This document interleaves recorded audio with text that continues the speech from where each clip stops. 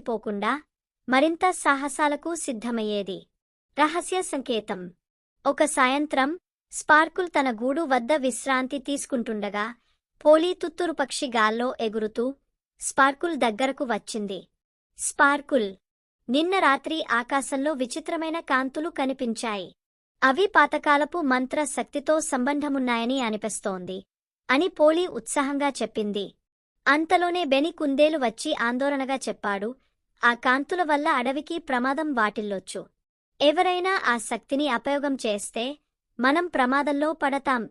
Sparkle ఆలోచిస్తూ, మన రక్షణ కోసం ఆ రహస్యం వెతుక్కోవాల్సిన సమయం వచ్చింది అని చెప్పింది. ప్రయాణం ప్రారంభమవుతుంది. స్పార్కుల్ తన నమ్మకమైన చిన్న సంచిని సిద్ధం చేసింది.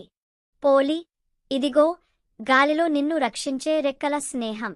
బ్రెటా ముళ్ళు పంది, ఇదిగో భయంకరమైన మార్గాల్లో దారితొక్కడానికి ముళ్ళులతో చేసిన రింగ్. బోరిస్ బేజర్, పాతకాలపు నక్షత్రరేఖ పూట ఇది నీకు మార్గం చూపిస్తుంది. స్పార్కుల్